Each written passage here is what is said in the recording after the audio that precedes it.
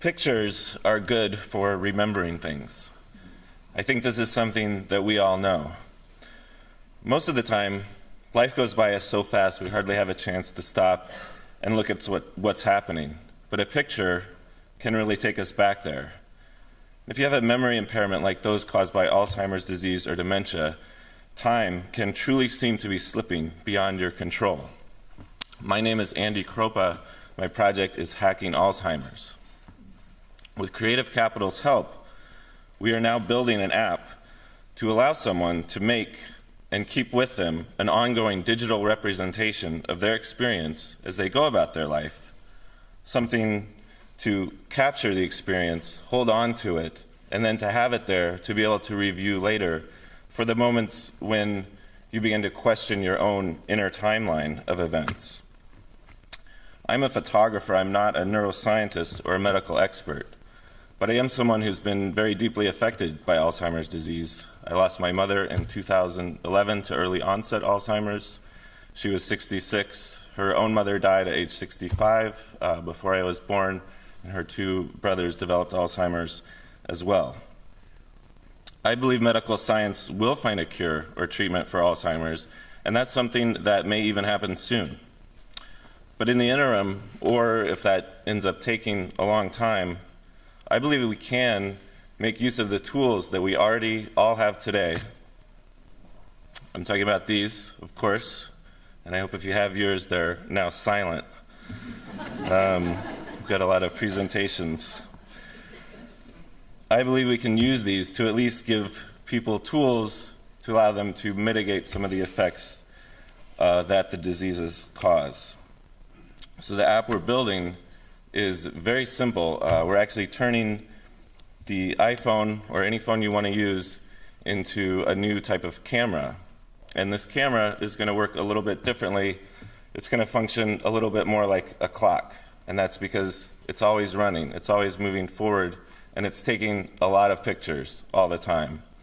Right now, my developer I'm working with is telling me we're up to about 720 pictures an hour, and we're going to try to keep pushing that number higher. So it'll work on any phone, but you might want to use a second device because it's going to be constantly running. You're not going to be wanting to get texts and emails while you're using the app. And the other thing that's different about this is it's running passively, so you're going to need a way to hold it. And let's go to the video. I'll just show you a conception of how this is going to look. This is not very, this is a little rudimentary, but it shows the basic functions that we're going to need. The phone is going to slide into the back with a pocket. There's going to be a wide-angle lens to give you a better field of view. The holder is going to stabilize the camera, so you're getting better pictures that aren't going to be blurry. And you're going to have plenty of room also for solar panels that can power the phone, that can keep it running if you're going to be using it for a long time. It has a final purpose, and this is more of a social purpose. By wearing this, you're going to announce, that possibly you're someone with a memory impairment. We're not making spy cameras for anyone. But what it could do, in the same way that you might give up a seat for someone who's wearing crutches, it might engender some kindness, a little extra kindness to people around who see you wearing this. Now, since we've taken away the need to decide what or when you want to capture or record something, the main activity of the app is going to be viewing your timeline.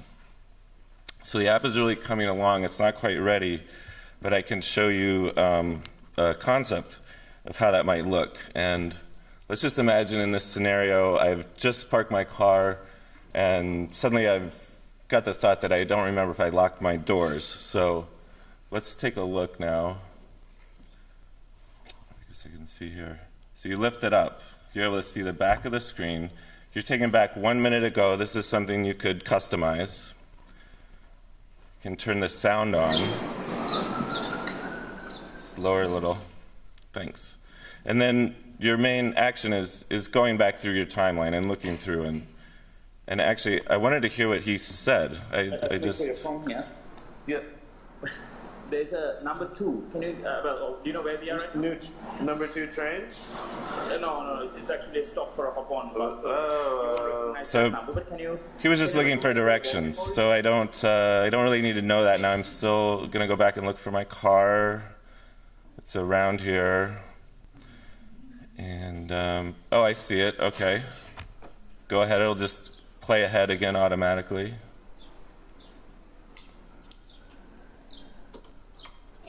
I heard a click there. Oh, and then, yeah, I can see the doors locked, so I'm gonna mark that to save that later. Now, is this a problem I experience enough where I would wear or use an app like this? I'm not sure that it is. But again, I have, my working memory, which is the short-term information that you store as you move it into your longer-term memory, is working fine for me. So we don't know if this would help someone a lot, a little, some of the times, not other times, or help some people more than others. But what I do believe is it's a tool that we can bring to people to hopefully get them closer to recovering memories. Let's go ahead. My asks for you here today, I'm looking for funders. I'm looking for people who know about textiles. I think I may have found some here in the front row already. And I'm looking for people who might have connections to the healthcare industry. What we'd really like to do is ultimately develop an app that can work within Apple's HealthKit framework. And if you don't know about that, let me talk to you afterwards, because that's really exciting. It's going to allow scientists to do clinical trials on a massive scale that haven't been possible before. I'm out of time, so the one ask I have for everyone here today is please, the website is up, it's launching today. You can be the first subscribers. Please go on there and subscribe, and then please fill out our short survey that we'll send you. We could really use your support that way, and you'll be the first to know when the app is on the App Store. Thank you.